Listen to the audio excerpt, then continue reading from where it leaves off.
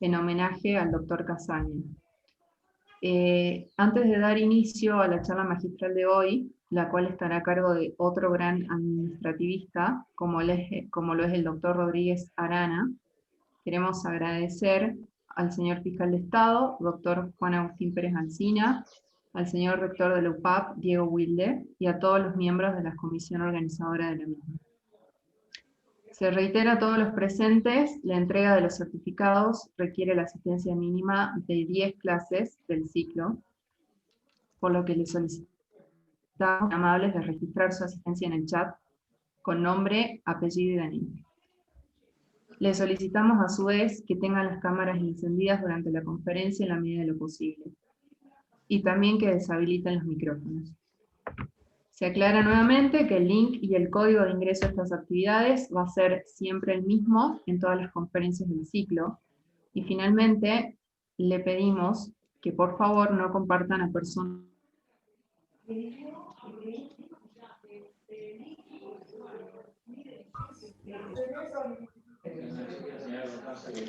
Vicky.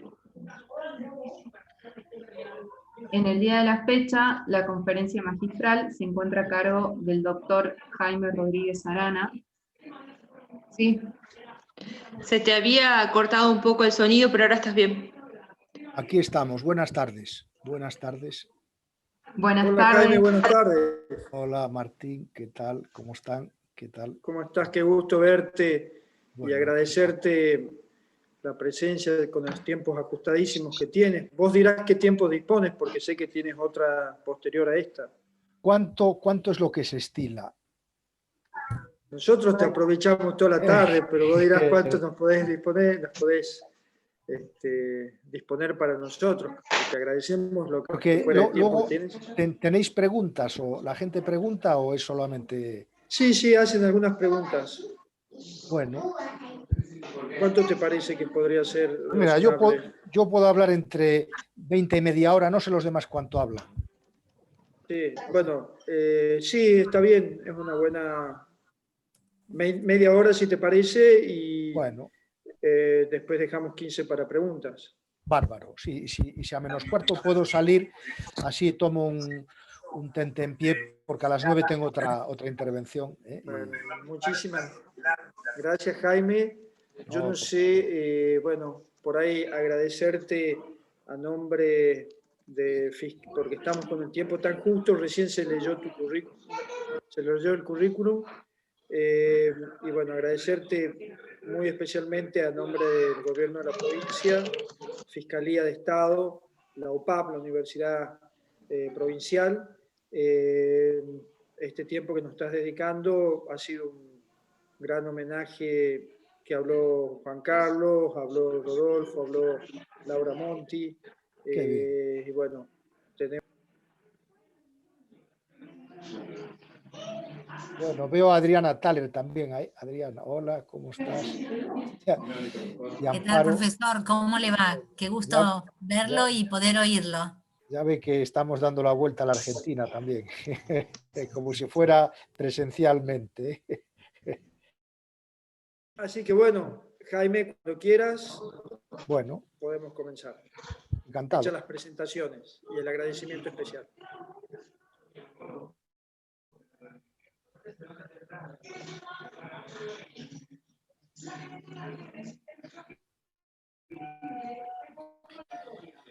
Sí, empiezo ya. ¿Sí? Muy buen día tengan todos ustedes. En España ya bien entrada la tarde y en la Argentina al inicio de la tarde, me imagino, porque la diferencia horaria, si no recuerdo mal, son de 5 horas y ahí deben ser las 15 horas del día. En primer lugar, como es de bien nacidos y agradecidos, pues quiero empezar agradeciendo a las instituciones convocantes de este evento, de este ciclo de conferencias, a la Fiscalía de Estado de la provincia de Salta y a la Universidad Provincial de la Administración Pública, y lo personalizo en los doctores Martín Plaza y Virginia Cabral, a los que agradezco mucho sus palabras de presentación.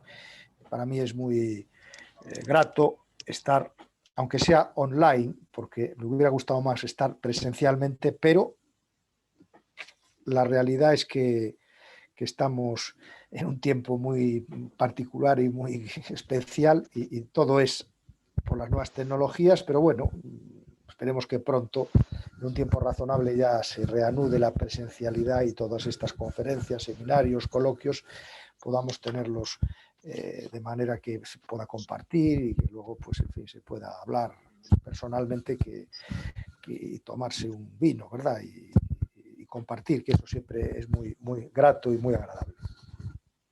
Claro, para mí la Argentina es un país especial, al que quiero mucho y al que voy con mucha frecuencia. Y precisamente mañana voy a estar en otro evento que hay en la capital, creo que a las 9 de la mañana, que lo grabé ayer. Y bueno, pues ahora Salta la Linda. Yo no puedo olvidar que he estado varias veces en esa provincia y que una vez tuve la suerte de que el avión se quedó varado porque había unas cenizas de un volcán que Martín se acordará, y que gracias a eso pues fuimos varios profesores a dar una vuelta, subimos ahí a varias ciudades de los confines con Jujuy, en fin, una experiencia realmente fantástica que espero algún día poder completar con un poco más de tiempo. O sea que me estoy muy a gusto y veo también a Ramiro Simón, que no lo había visto antes, y le saludo muy cordialmente porque es una persona muy importante en la provincia, y hemos tenido también la oportunidad de que estuviera en el Pazo de Mariñán, como Adriana también, que ha estado en el Pazo de Mariñán. En fin, como ven, los que nos están escuchando, hay una relación muy entrañable entre todos nosotros y ojalá que siga y que aumente si es posible.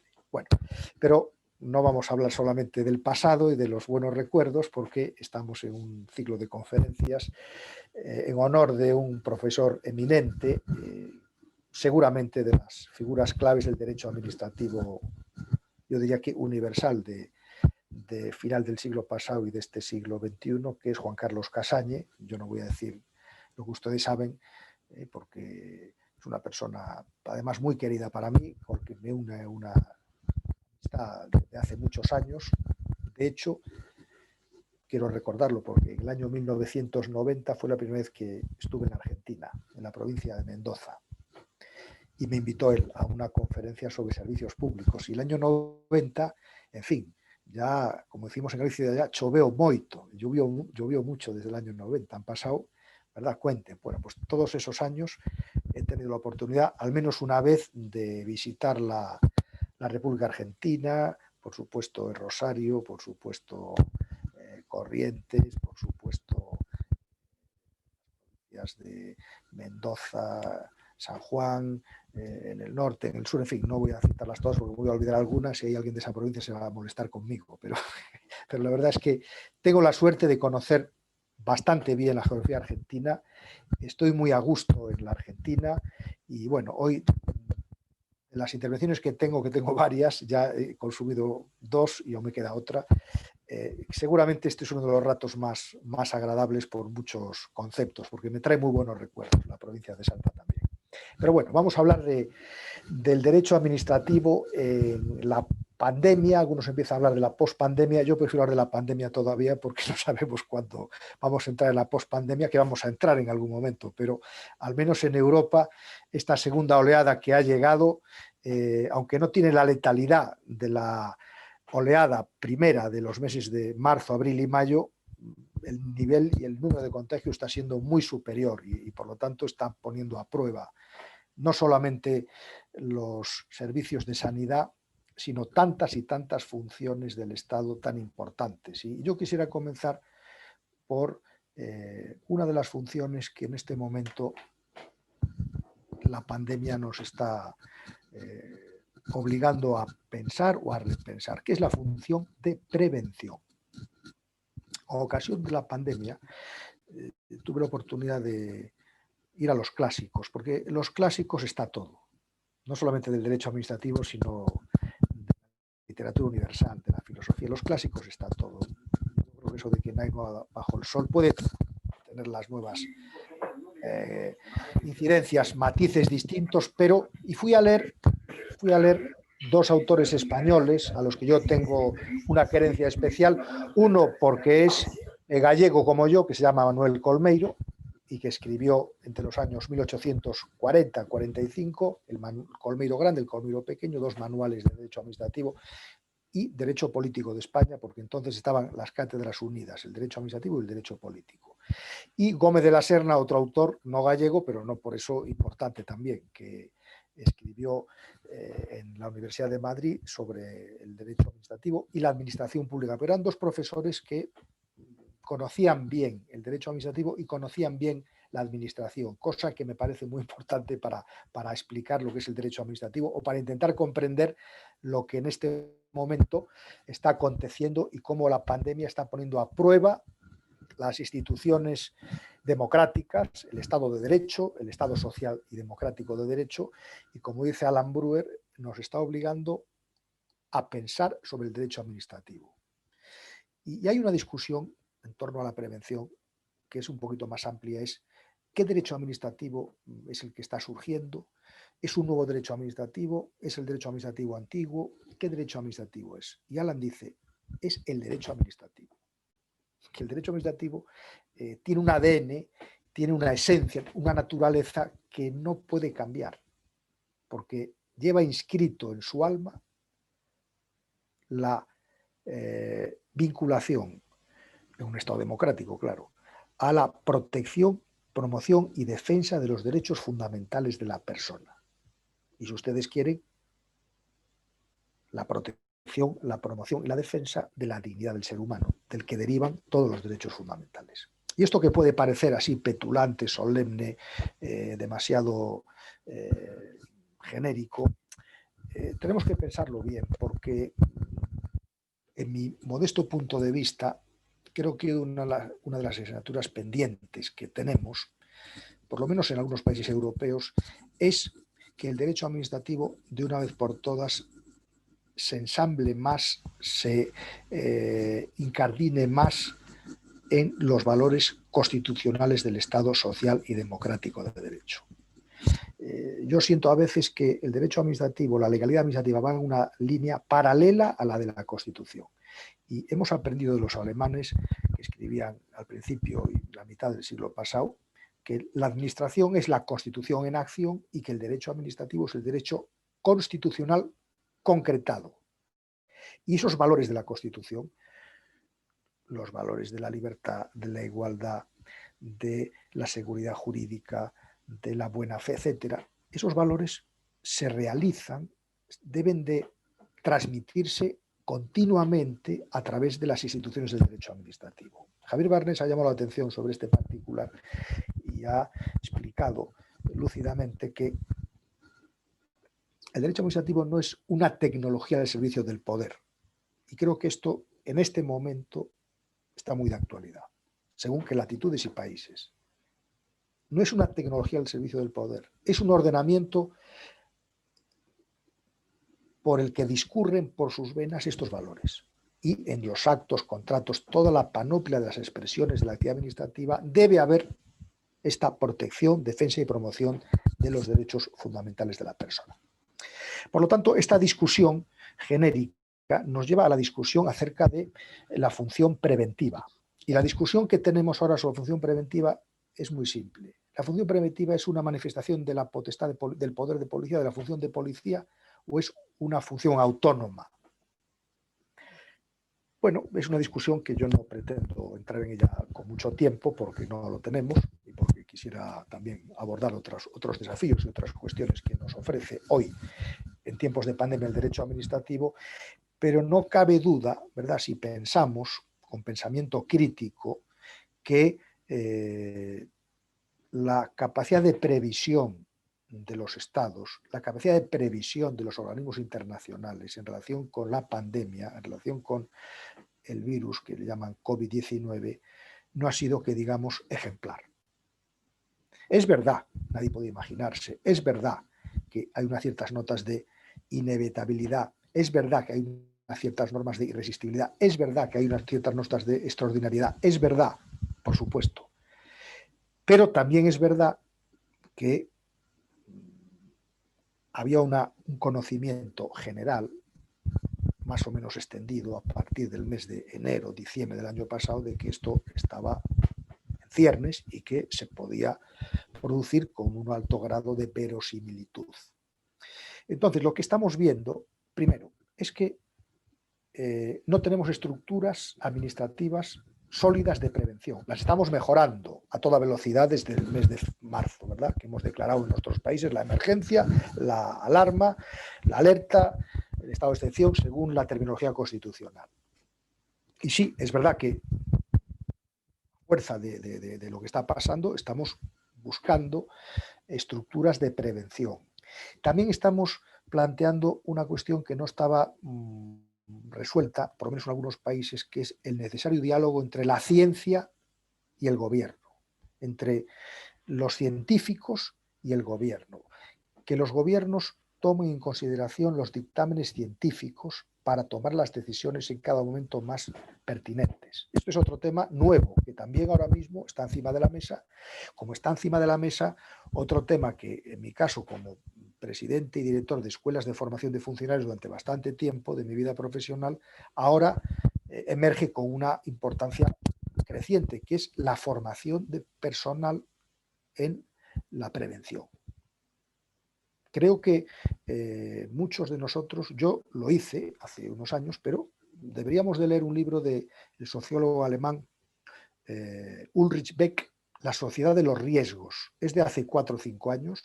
Es un libro magnífico. Se podrán no estar de acuerdo con algunas de sus conclusiones, como otro libro también de Zygmunt Bauman sobre el pensamiento líquido, que creo que va al pelo también para lo que está pasando en este momento, pero sobre todo en el tema de los riesgos, claro, no solamente nos lleva a estudiar la responsabilidad por riesgo frente a la responsabilidad por falta o por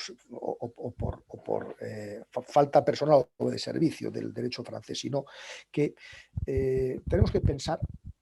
Ya ocurrió en 2007-2008, los riesgos económico-financieros no hemos sido capaces de atajarlos porque no hemos ido a las causas de esos riesgos. Y por lo tanto, ahora con la reconstrucción económica y social de nuestros países estamos topando con la falta de medidas estructurales adoptadas en ese tiempo para que no volviera a ocurrir lo que lamentablemente está aconteciendo. Por lo tanto, el tema del riesgo y la función preventiva de la administración, que nosotros hemos aprendido mucho del derecho ambiental, porque el derecho ambiental sí que lleva años, el derecho global ambiental lleva muchos años hablándonos de la función, ¿verdad?, precautoria y preventiva.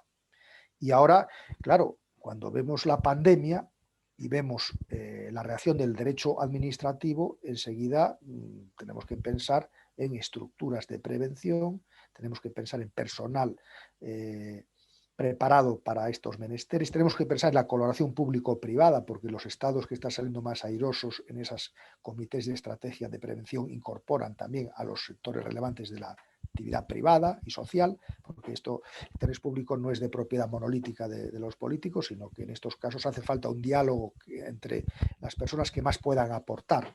Todo lo que se pueda aportar, bienvenido sea, venga de donde sea, si tiene talento y tiene capacidades científicas solventes. Entonces, esta idea de la prevención nos lleva de la mano a otros puntos que creo que tenemos que pensar también en el tiempo en el que estamos. Un tiempo, yo por lo menos, claro, tengo el observatorio español y he estado en Portugal, lógicamente, en algunos en Italia, también en Alemania, en varios países de América, y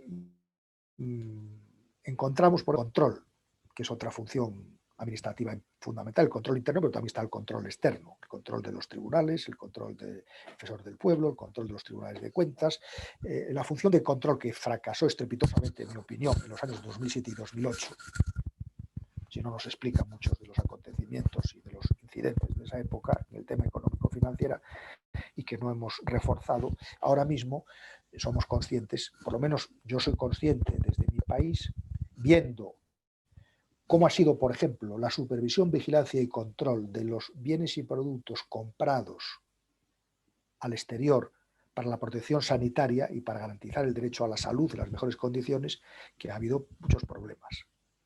Y esto lo hemos visto, por lo menos en España, en los telediarios, lo hemos visto en los medios de comunicación, cómo llegaban partidas de mascarillas o partidas de test PCR defectuosas que había que devolver. Y la pregunta es, bueno, pero ¿se puede hacer un control real sobre la calidad de lo que se compra en tiempos de emergencia y de urgencia?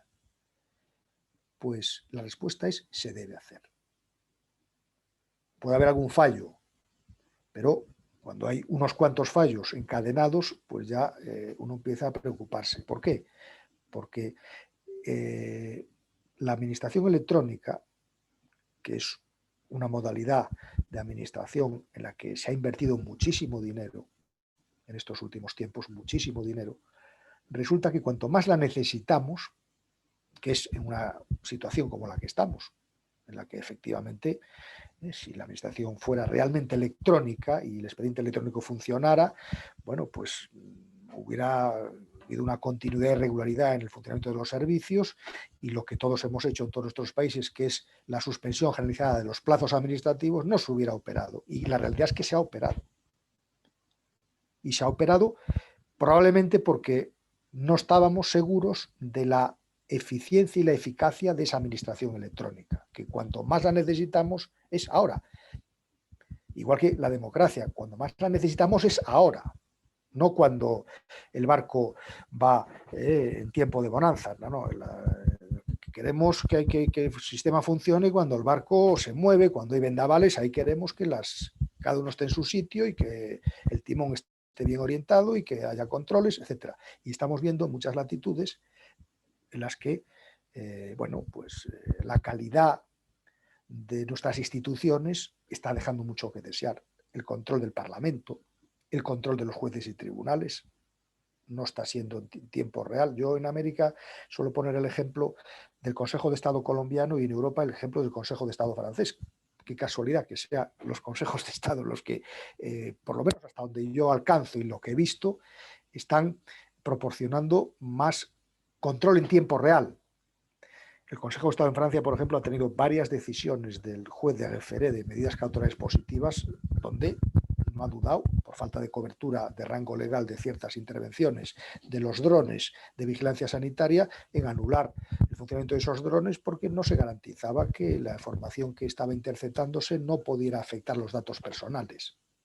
O en Colombia, el Consejo de Estado pues, ha articulado un sistema para poder realizar un control judicial en tiempo real al Poder Ejecutivo y que efectivamente el exceso, el abuso de poder, que pudiera uno imaginar que es más propicio en tiempos de excepción o en tiempos de alarma, porque el ordenamiento, es verdad, atribuye al Poder Ejecutivo potestades más intensas y más extensas, como es lógico por otra parte, pero yo siempre he dicho que cuanto más intenso y extenso es el control, cuanto más intensa y extensa es la discrecionalidad, más intensa y extensa son los controles que deben existir para garantizar que ese control discurra por los cauces propios de un sistema democrático de ponderación, de moderación y de compromiso con los derechos fundamentales. Una palabra que también ha aparecido, como suele en estos tiempos en los que estamos y que se utiliza en ocasión y sin ella, y que es una de las palabras que ha servido para fundar nada más y nada menos que la esencia misma del derecho administrativo, es la palabra interés general. Interés público, interés social, en fin, cada país la denomina de una manera distinta para referirse a la justificación real y efectiva de las potestades y de los poderes del Estado, el interés general. Y es un tema para mí muy querido porque le dediqué una monografía al interés general hace ya algunos años y sigo pensando, sigo dándole vueltas. Ahora estoy inmerso en una investigación que, si puedo, tengo aquí un par de folios que me gustaría leer al final, sobre derecho administrativo y dignidad del ser humano, que tiene mucho que ver con el interés general, porque un interés general en un Estado democrático es un concepto, primero, concreto. Un concepto que está aterrizado sobre la real realidad, un concepto que se materializa, que se proyecta en la realidad. No es un concepto evanescente, abstracto, que se utiliza para justificar cualquier tipo de potestades. Y yo en ese libro, que es del año 2014, me ocupé con un sociólogo de la política de que se hiciera una investigación acerca del gusto que tenía por este concepto en abstracto algunos personajes siniestros de la humanidad que está en la mente de todos y que efectivamente lo usaban y mucho. ¿Por qué? Porque lo usaban mucho, pero siempre en abstracto, siempre lo usaban de forma genérica, siempre lo usaban de forma para blandir cualquier tipo de operación o de justificación. Esto hay que hacerlo por interés general, lo reclama, pero el interés general se llama, en un caso, pues hacer efectivo el derecho a la educación, en otro caso hacer efectivo el derecho a la salud, en otro caso hacer el derecho efectivo a la vivienda, en otro caso crear las condiciones de igualdad para el acceso al trabajo, en fin, tiene que estar concreto el interés general. Y en este tiempo de pandemia, que se ha interpretado la emergencia como un cheque en blanco, pues es un tiempo en el que hace falta que esa emergencia sea perfilada, sea determinada de la forma más precisa y concreta. Porque todos los juristas del derecho administrativo hemos luchado y luchamos contra el Estado policía, como es lógico, contra esa cláusula de intervención general y abstracta que crece exponencialmente para intervenir en la vida de los ciudadanos por razones de interés general. Y claro, el derecho administrativo en su ADN tiene marcado también la precisión. Las intervenciones tienen que ser tasadas, precisas, concretas. En España un famoso juez fue separado de la función judicial porque autorizó indeterminadamente escuchas telefónicas en una penitenciaria entre el abogado y su cliente, pero in genere, sin caducidad. Bueno, eso no puede ser un Estado de Derecho.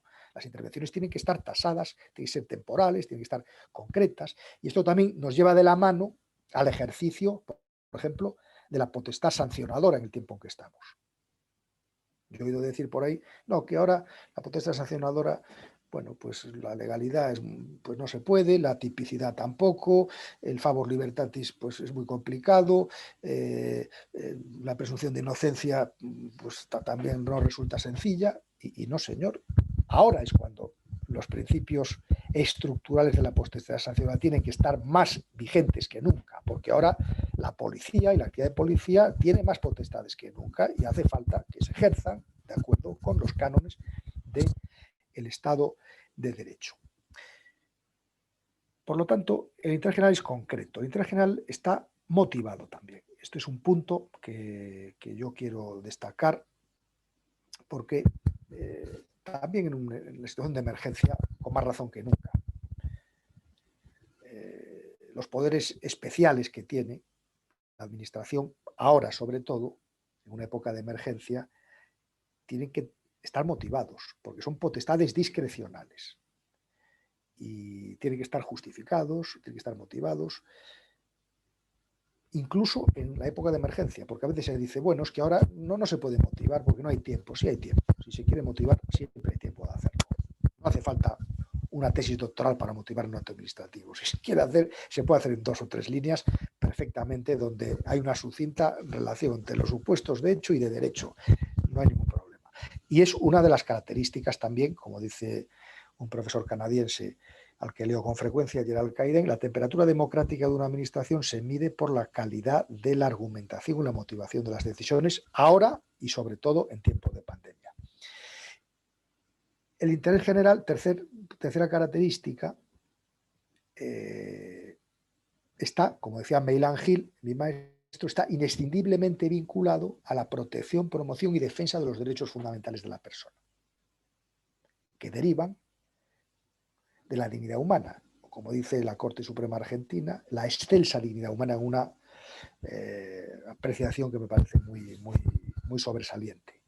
Porque efectivamente la dignidad humana, ahora mismo, en tiempos de pandemia, es más importante que antes. Y ahora mismo, en tiempos de pandemia, estamos viendo también una colosal operación de fomento en todos nuestros países para salir al paso de mucha gente que lo está pasando muy mal, que no le llegan ya los sistemas de seguro social, que en enero, por lo menos en Europa, en mi país, va a ser una situación muy tremenda, cuando ya, si es verdad lo que dicen, de que no van a llegar esos subsidios.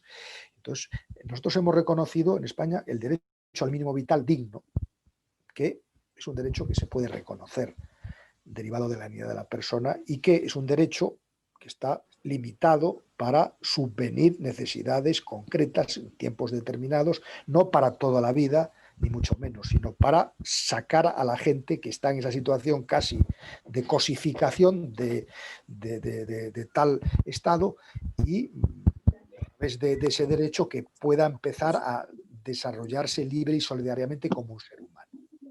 Pero claro que la actividad de fomento ahora está puesta a prueba y lo que es más importante, está puesto a prueba la capacidad administrativa para en tiempo real poder implementar todas esas medidas de fomento que se están adoptando y que son nuevas, que no conocíamos y donde estamos viendo hasta qué punto la administración es capaz de adecuarse a esos procedimientos, con el problema de que muchas veces pues, no están bien sincronizados, de que a través del teletrabajo no es factible en algunas ocasiones. Y bueno, en España creo que hay un porcentaje muy bajo de peticiones realizadas con todas las garantías o que se puedan tramitar. Y eso demuestra que tenemos también un problema, que es la reforma de la administración. Y esa reforma de la administración, pues tenemos que aprovechar ahora que hay esta pandemia para pensarla bien pensada y cuando salgamos, pues implementarla, porque es un tema permanente. Siempre habrá que hablar de la reforma administrativa. Como decía Oriu, desde que hay administración siempre se hablará de su reforma, eso es evidente. Pero ahora estamos encontrando problemas estructurales en el funcionamiento de las administraciones públicas que tenemos que resolver. Y el cuarto punto de ese interés general es que es un interés general participado. Un Estado democrático, social y democrático de hecho, es participado. No lo define unilateralmente, porque no tiene una varita mágica de adivinador a la administración, sino que tiene que haber pues, un diálogo, tiene que haber un análisis de las políticas públicas con los sectores concernidos y luego también una evaluación con participación social, que esto no es fácil ni es sencillo, pero es una necesidad que se deriva del elemento democrático que está inserto en ese modelo del Estado que está definido en todas nuestras constituciones. También otra cuestión que nos está desafiando ahora la pandemia y que tiene que ver con la potestad normativa. Hemos hablado largo y tendido, sobre todo antes de estos tiempos, de la Best Regulation, de la Smart Regulation, de la regulación inteligente, de la buena regulación, de la regulación estratégica, en fin. Ahora estamos viendo, sin embargo, es lo que veo en Europa, cómo la máquina de boletín oficial del Estado no cesa vertiginosamente de producir normas y más normas. Y no siempre normas diseñadas y pensadas para resolver los problemas del presente de la pandemia. También se está aprovechando que hay muchas normas de excepción para regular cuestiones que nada tienen que ver con la pandemia. Como dicen en España, aprovechando que el Pisuerga pasa por Valladolid, tal y tal. No, las normas que hay que hacer son normas para la lucha contra la pandemia, para erradicar la pandemia, para mejorar los sistemas de contratación de bienes sanitarios, en fin, para todas las materias que tienen con la pandemia y luego respetando la seguridad jurídica, respetando la confianza legítima, respetando la buena fe, etcétera, etcétera, etcétera. Y también, como es lógico, aunque ahora es más difícil, con la mejor técnica normativa que se pueda. Otro punto que es importante es el de la buena administración, al que ya me referí antes. En mis reflexiones y estudios siempre ocupa un lugar preferente la buena administración, porque desde que se reconoció como derecho fundamental en la Unión Europea en diciembre del año 2000 y desde que Iberoamérica, la Carta Iberoamericana de Derechos y Deberes de los Ciudadanos, en octubre de 2013 también se refiere a ella, creo que en este momento todas las reflexiones que se hacen sobre la ciencia administrativa y el derecho administrativo, de una u otra manera, con distintas denominaciones, buena gobernanza, buena gobernabilidad, buena administración, como queramos llamarlo, tiene una referencia inexcusable con esta doctrina que está pensada y está diseñada en positivo para que las administraciones públicas tomen decisiones objetivas, equitativas y en plazo razonable. Y creo que en el tiempo en que estamos también es exigible que las administraciones funcionen con arreglo a estos parámetros. Por eso, el derecho administrativo que estamos viviendo, y que en alguna medida es un derecho administrativo probablemente, no sé cómo denominarlo, un derecho administrativo de cierto corte autoritario, es un derecho administrativo que tiene que empezar a cambiar, y que tiene que empezar a diseñar sus instituciones y sus categorías basadas radicalmente, en el sentido literal de la palabra, estructuralmente en los derechos fundamentales. La Ferrier, uno de los últimos Ferrier que queda por el mundo y que es descendiente del famoso La Ferrier, del profesor francés de los años 1815-20, no ha tenido un pancho reconocer que el derecho administrativo, tal y como nace, es un derecho autoritario. ¿Por qué? Porque está basado en la cláusula exorbitante, en poderes extraordinarios y especiales. El problema es cuando esos poderes especiales y extraordinarios se ejercen de forma especial y extraordinaria. Porque poderes y potestades la administración tendrá siempre, nos guste más o nos guste, tendrá siempre. Y la discrecionalidad también existirá siempre. La cuestión es que en su despliegue ordinario, esos potestades y poderes se realicen en el marco de un Estado social y democrático de derecho. Que ese es el gran desafío que creo que en este momento tiene el derecho administrativo que nos toca vivir. Y para terminar, voy a permitirme leer dos párrafos de un trabajo que estoy haciendo, que llevo ya algún tiempo con él, sobre la dignidad humana en el derecho administrativo, y que me parece que nos va a desafiar. Ahora mismo lo está haciendo, porque tenemos ojos en la cara y vemos lo que pasa en el mundo y vemos cómo crece la desigualdad, pero sobre todo cuando salgamos de esta situación nos va a hacer pensar acerca de por qué el derecho administrativo no vuelve a sus raíces, no tanto las raíces de la cláusula exorbitante,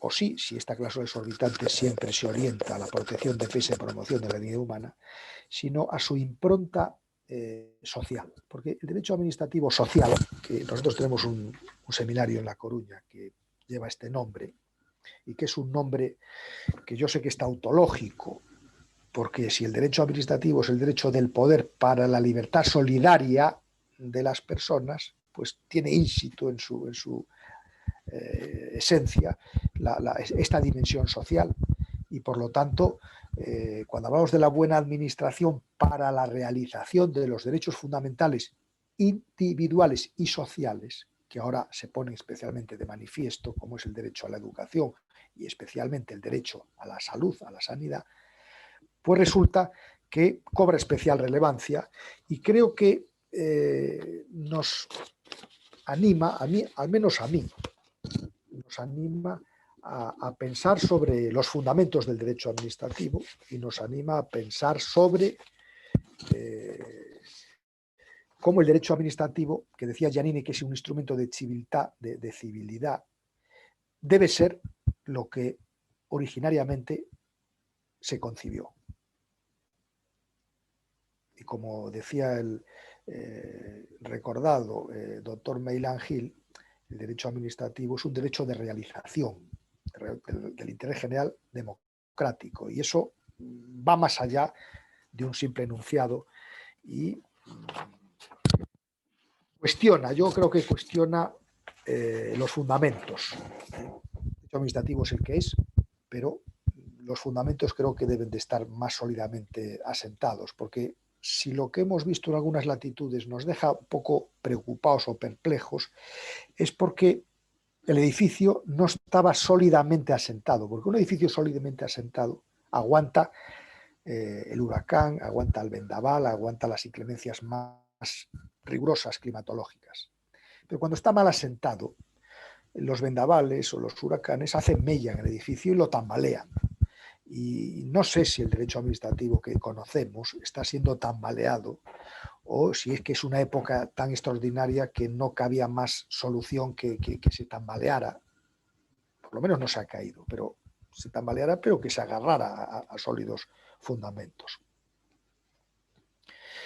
Y por eso en estos folios, con los que ya voy a terminar esta intervención, que son folios duros o fuertes, porque yo lo veo así y lo siento así y bueno, pues así lo he escrito. Dice, la crisis actual del derecho administrativo, atravesada por varias y complejas causas, demanda en este tiempo, agudizado por la pandemia que estamos sufriendo a escala planetaria, su reinvención. Yo estoy participando en un programa sobre la reinvención del derecho administrativo con distintos profesores, entre ellos Juan Carlos Casañe y profesores europeos también.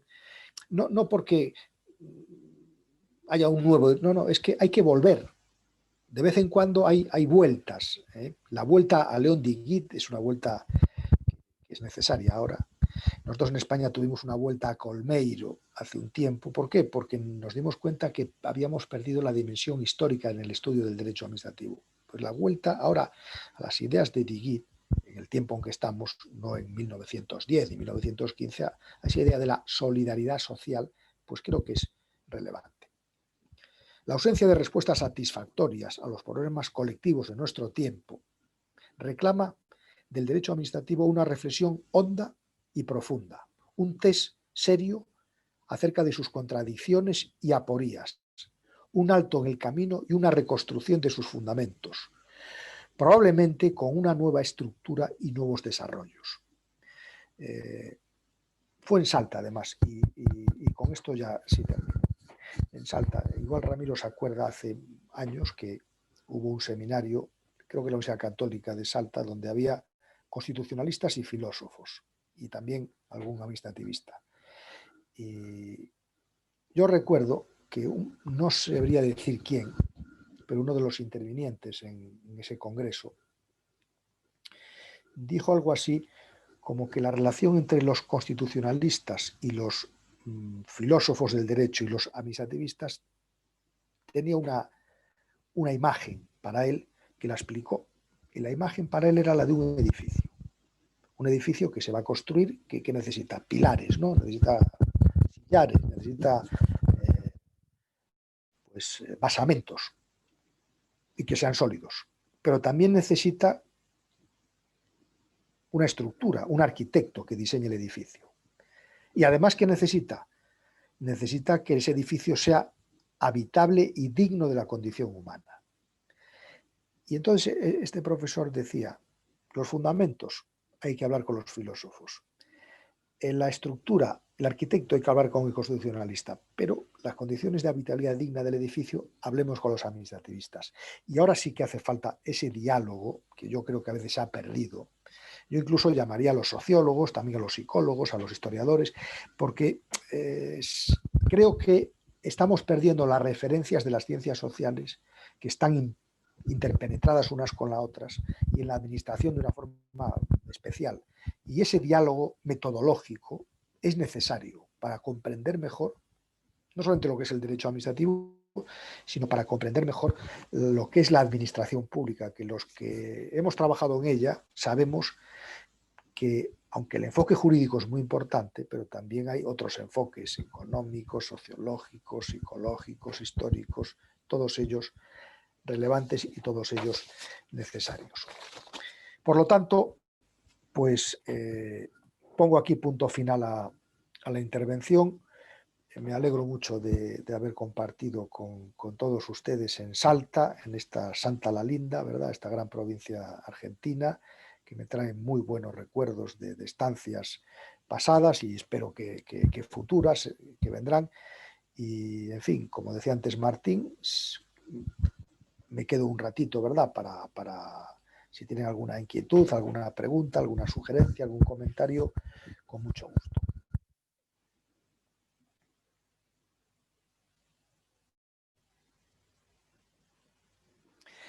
política de fomento. A ver, y es que no, las preguntas se me van. Aquí veo, a ver si la podéis dejar un poco más tiempo ahí. Dado el desafío que representa. Ahí va, se me va. Acá se lo leo yo, disculpe, estaba silenciada. Sí, vamos a anotar. Acá le leo una de las consultas. Frente a la pandemia, la Administración emite decretos de necesidad y urgencia, dentro de su potestad normativa, que tratan de limitar la libertad de circulación, de trabajo, etc., en vista de preservar la salud de la comunidad en su conjunto. ¿Qué respuesta debería dar la Administración a las personas que se oponen a estas medidas, argumentando que se violan sus derechos constitucionales? Bueno, primero, desde el punto de vista formal y luego desde el punto de vista material. Desde el punto de vista formal, las restricciones y limitaciones de derechos fundamentales, cobertura de ley. Esto es un principio básico del Estado de Derecho. Tiene que haber una ley. Pero eso por ahí no paso. Ha habido ahora una sentencia del Tribunal Superior de Justicia de Madrid, el contencioso administrativo, que ha echado abajo una decisión del Ministerio de Sanidad que pretendía, sin cobertura legal, poner en marcha pues, unas restricciones de libertades, y esto es la base, el ABC. Yo entiendo que ahora viene otra vez Lorenzo von Stein, la teoría del Estado-Policía, y hay muchos seguidores que dicen, bueno, es que hay que dictar las medidas imprescindibles, necesarias, y aunque sean restricciones de libertad, muy bien, pero haga una ley, no pasa nada, haga una ley. Otra cosa es que no se puede hacer una ley, pero la ley se puede hacer. La experiencia demuestra que se puede hacer incluso a gran velocidad. Pero no podemos, incluso en tiempos de emergencia, en mi opinión, actuar sobre los derechos y libertades fundamentales al margen de la reserva de ley. Y luego la cuestión material. La experiencia de la segunda oleada nos pone de manifiesto que es posible conectar y conciliar las restricciones, es decir, el derecho a la salud y el derecho al trabajo. Lo estamos viendo en Europa, que es posible. Y hay que esmerarse y pedir a la Administración que ponga en marcha medidas que hagan conciliables esos dos derechos, que son conciliables, porque yo la discusión que dicen, no, es que si no hay derecho a la salud, no se puede salir, o si la gente sale a trabajar, no. Todo depende cómo se haga.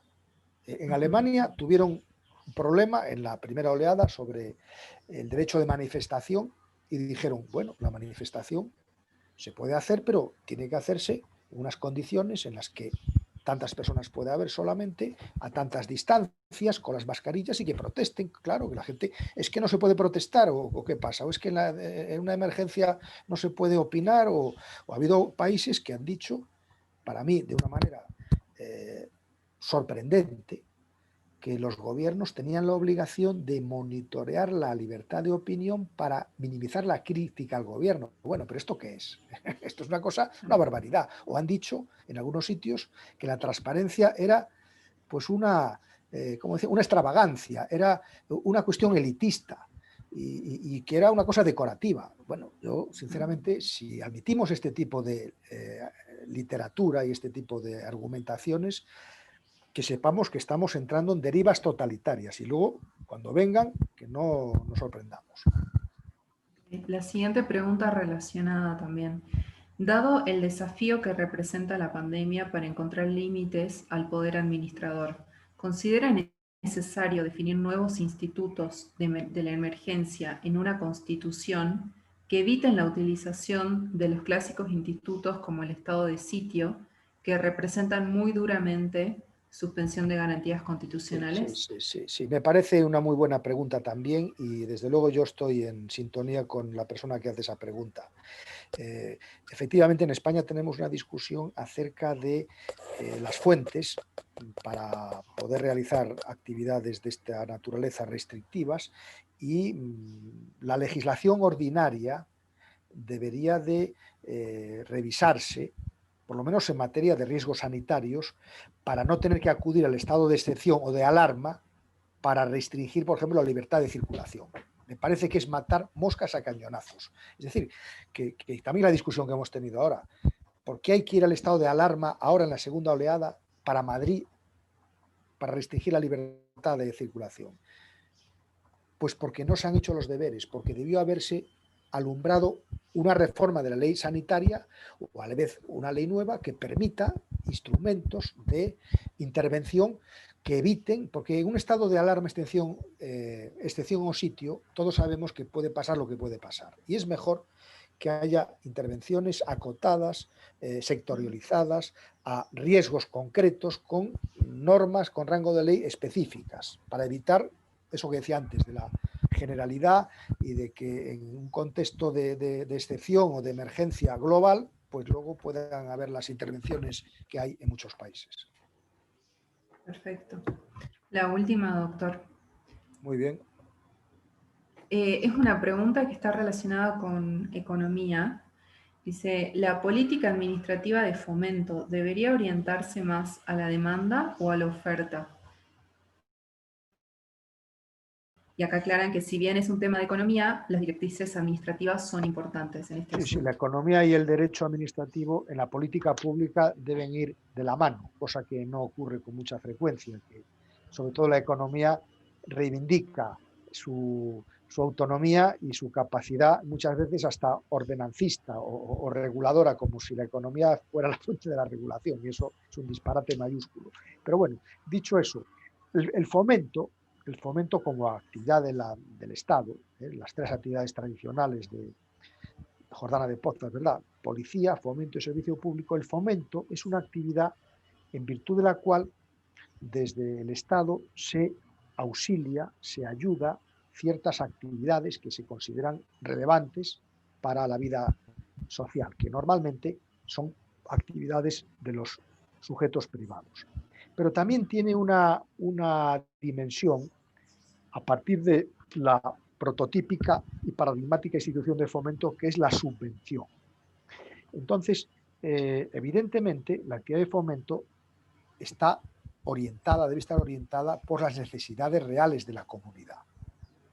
Y por lo tanto, a la hora de poner en marcha la política de fomento, como pasa, por ejemplo, ahora en la época de pandemia, pues hay que atender esas necesidades sociales apremiantes y acuciantes en algunos sectores de la sociedad que demandan que se ponga en ejercicio esa ayuda.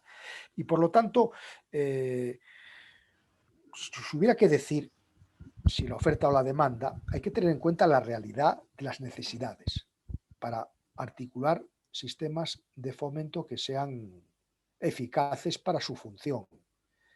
Porque a veces la política de fomento se puede inducir desde ciertos intereses, llamémosle tecnoestructurales, que nada tienen que ver con las necesidades reales de la sociedad. Y yo pienso, siguiendo, digamos, la doctrina tradicional, que el fomento está precisamente para que el Estado auxilie, ayude a sectores desfavorecidos o a sectores que plantean actividades que son de interés social y que necesitan de las ayudas públicas.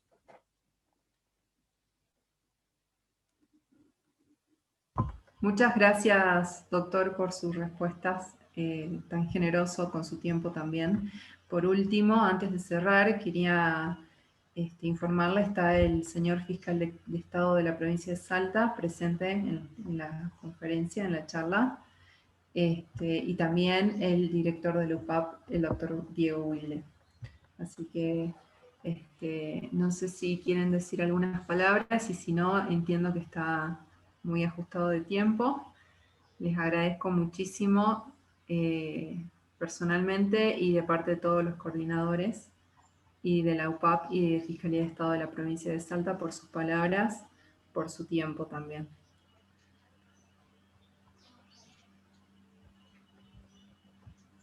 ¿Se me escucha bien?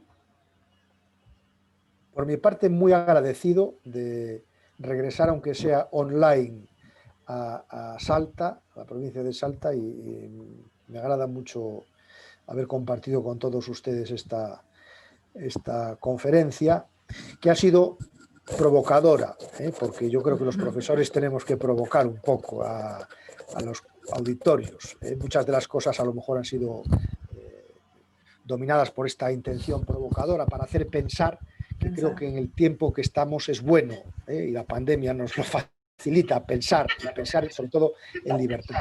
Y por eso, pues nada, a su disposición como siempre.